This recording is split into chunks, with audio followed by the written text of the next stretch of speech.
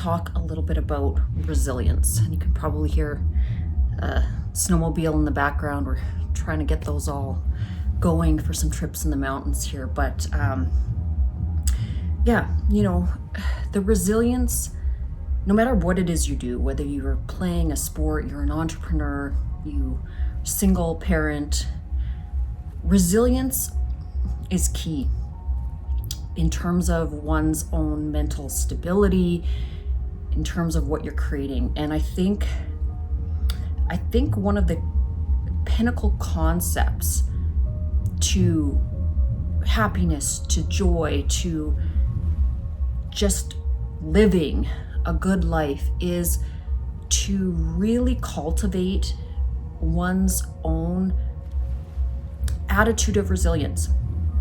It's been an extremely trying week for myself, for my team, really playing with the different elements of what's going on in the economy. The economy is not as robust as it's been in previous years. And so what that means for entrepreneurs is that we have to dig in. We have to have this resilience. And I think oftentimes,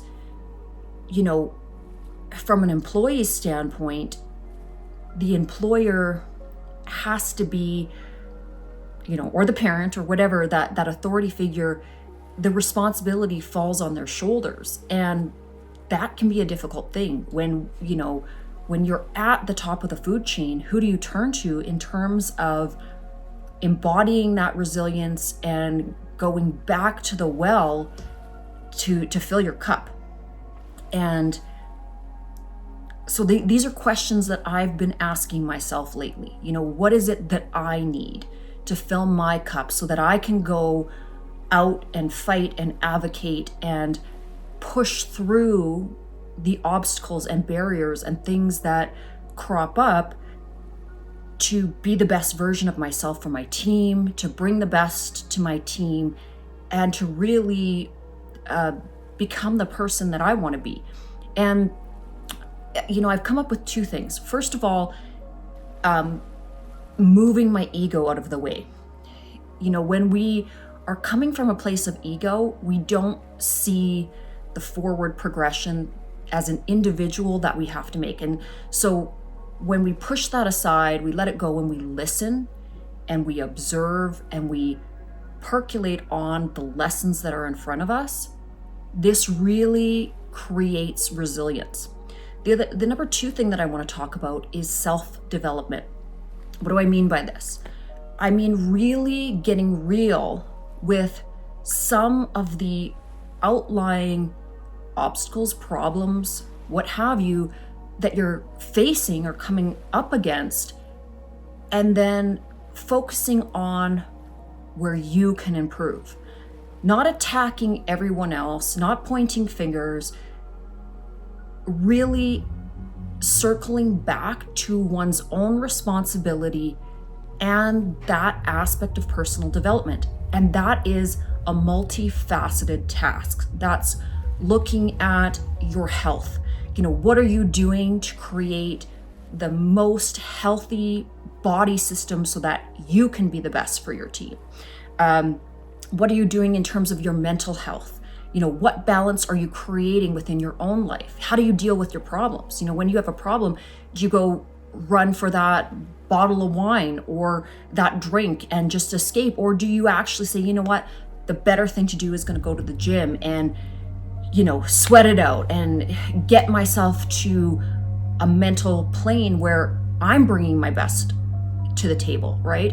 And then there's that other aspect of that quiet time, that inner peacefulness. What am I doing in terms of my meditation, my prayer practice, my spiritual practice, so that I am recalibrating myself and also surrendering to the fact that I'm not the highest authority. When we take on this ideology that we are the highest authority and we know best, our growth is stagnant. We're getting in our own way. So this is these are some of the things that I've been working on, particularly in this past couple of weeks. This really circles back to resilience and building this mature resilience within ourselves so that we can truly be proud of who we are, the growth we're making, the steps we're making. And then, as that additional piece, realizing that we are truly stronger when we unite with others. Some huge breakthroughs, major breakthroughs in my teams this week was just us truly realizing how powerful we can be when we are each other's biggest cheerleaders and advocates and bringing our minds together and working collaboratively. It's really opened up the energetic pathways, the communication, everything in terms of our corporate teams across Canada. I feel really strongly about what we've achieved. And part of that hard, these hard discussions are really looking at our own individual downfalls. Where did we fall short?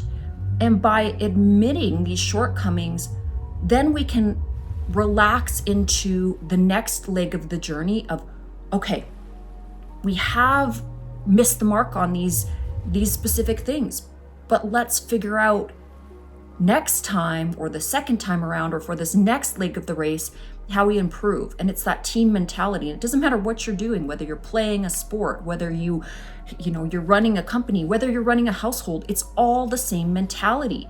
It's really the same fundamental principles in creating that energy and that atmosphere of abundant living. Okay, I'm kind of wrapping this video up, but I have a few more things I want to share in terms of insights. So I'm going to videotape that, and we'll see you in the next video.